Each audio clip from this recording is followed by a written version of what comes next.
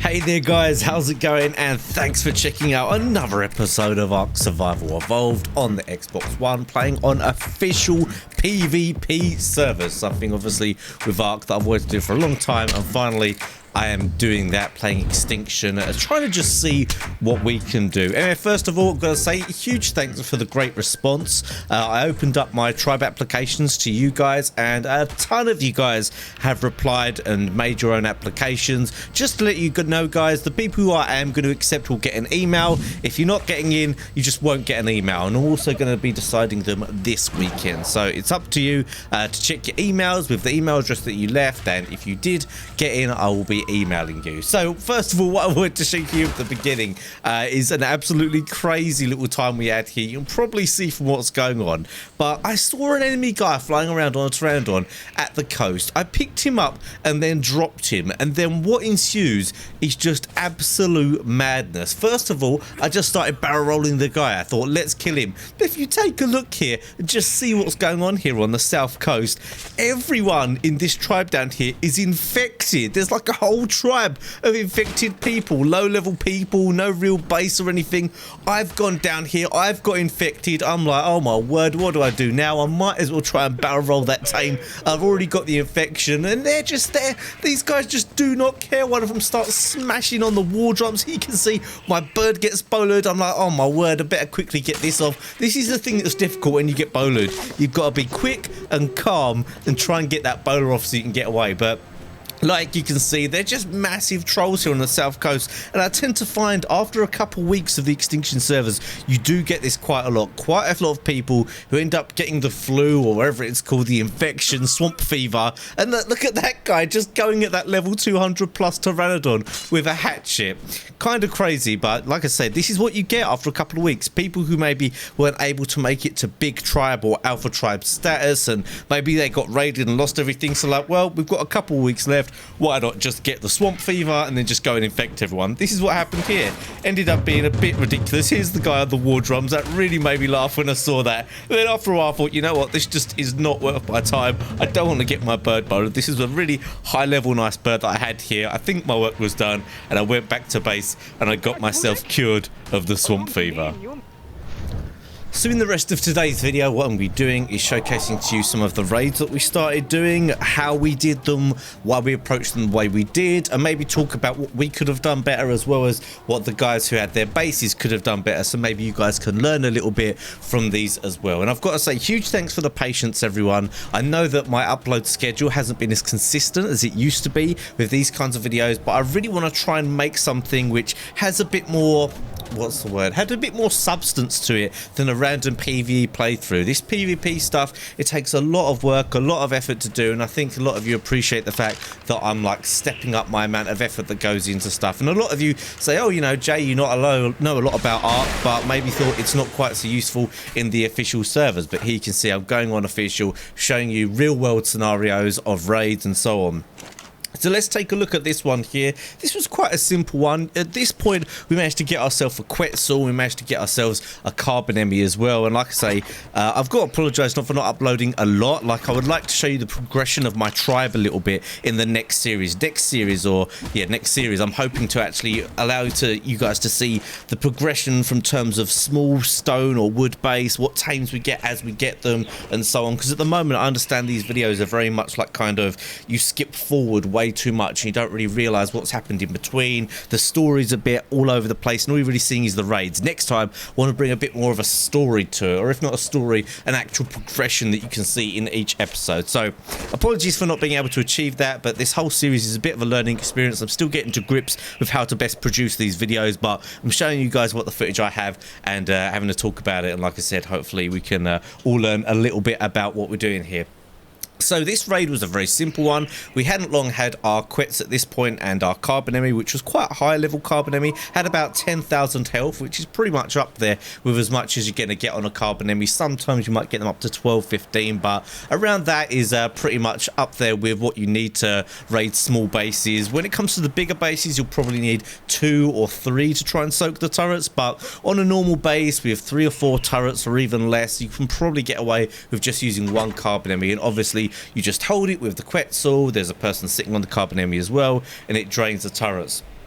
So yeah, what had gone on here is someone had set up a mining shack on the mountain that we like to use to actually mine. A lot of you guys know we set up in the redwood. We did eventually move from the redwood into a different area, but it was still quite close to the redwood, and we like to go to the redwood to get the metal from there. Not only did we have metal on our mountain, but that's not quite enough, so we decided to go to the redwood quite often as well. We couldn't really be dealing with anyone putting up a base there and stopping our metal spawns and taking our metal that we needed to try and defend ourselves. So this isn't so much like trying to take down a relevant, or I suppose an equal level tribe or anything. We're not trying to wipe somewhere. We're just trying to stop someone from progressing in a certain area, where if they did manage to progress, it would stop us from getting to where we wanted to be for the big raids and the M raids towards the end. So pretty still simple stuff here. It's just a shack. However, in the first raid, as you probably saw from the gear, we got a lot of electronics from that one. Not electronics, sorry, pearls even, which is great for electronics, and quite good stuff. This actually was quite a decent haul that we managed to get, considering these seem to be just mining shacks. This was some decent hauls, and all we had to do is just drain some turrets. Very, very simple. They weren't around at the time. They were around a little bit before, but nothing too crazy here, just a very, very simple story.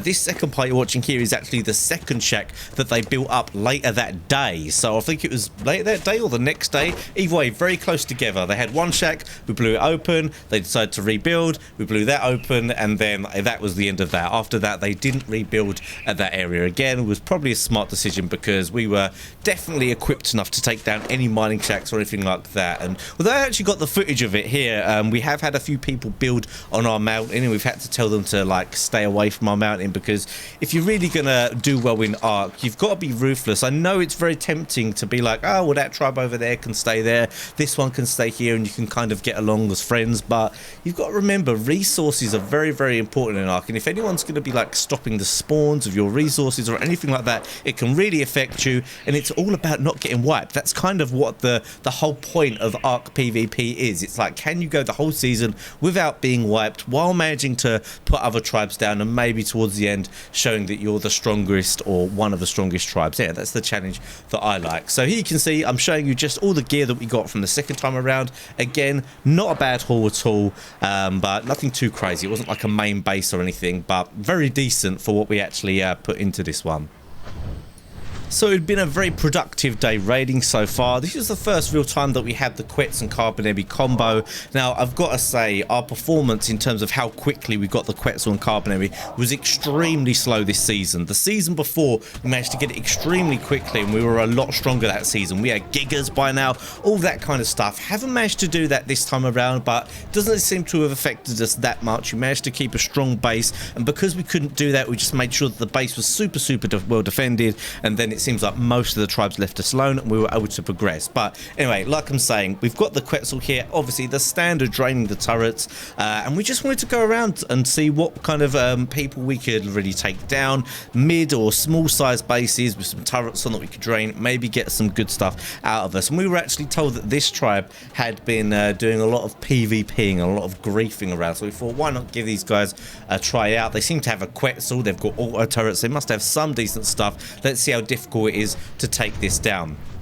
Now, in terms of what this tribe or what this base could have been even better designed, things that would have made it a lot more difficult for us would have been, number one, obviously more auto turrets, that or more auto turret ammo. That is always a big thing. Once you get an auto turret up, it's absolutely useless just throwing 50 bullets in it. Don't get me wrong, they act as a good deterrent, but once you've got them up, it really is worth making an effort putting more in. Also, they should have had more auto turrets not in the same place. So how do I describe this? So they're so far apart that they're not within range of each other, but if people get to your base, they are going to be hit by them. So anything that just makes it more difficult to drain the turrets, they also could have done that. Again, more plant species X would have been useful. A great strategy to have your base is to have the plant species X on long range or at high range even, then have your auto turrets that are on the base on low range or medium range. That way the plant species will push away anything that's trying to drain it before the auto turrets start wasting their bullets. So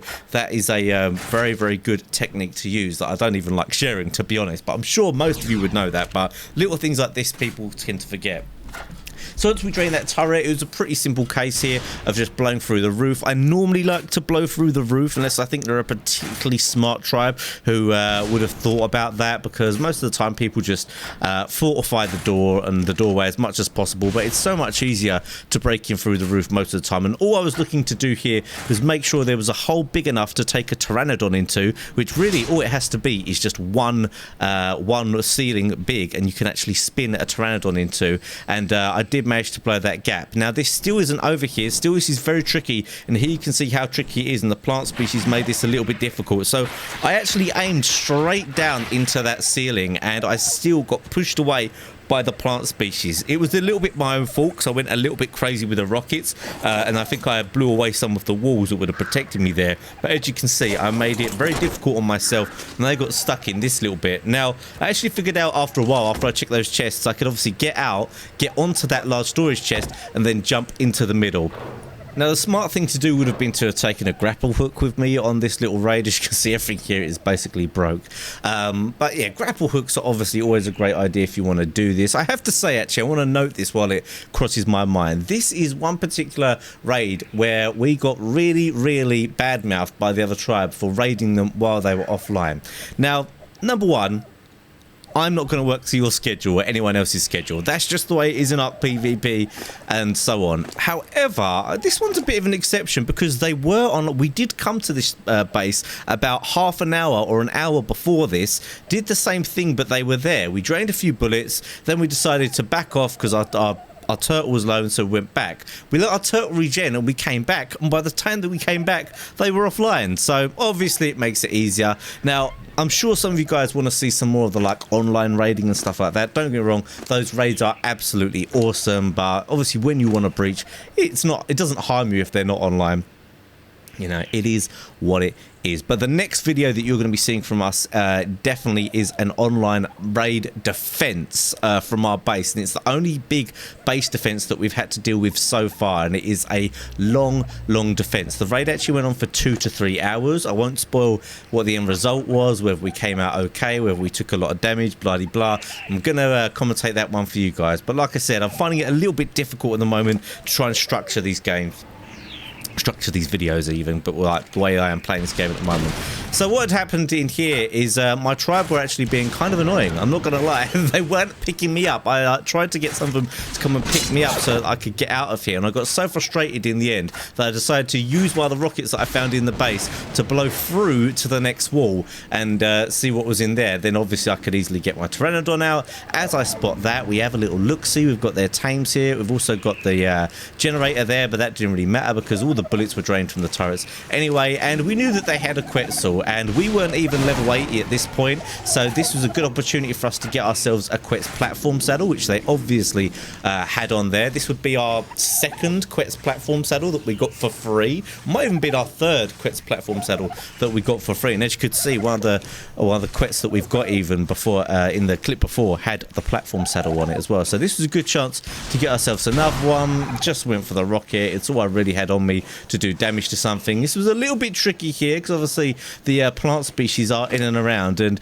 just one wrong move or one careless little move and you can quite often come undone when you're doing a little bit of a raid, especially if you haven't brought backup stuff, you haven't put your sleeping bags down. And these raids aren't really proper planned raids where you put down a little respawning station with some extra gear and whatever. These were just, let's go over there, drain the turrets and then see what happens. And this is the bases over those, I suppose, that day or so, or those few hours where we decided to do that, and then we ended up coming out of a little bit of loot and not too bad. You can see here, even as I'm getting out here with my tame, it was a little bit tricky.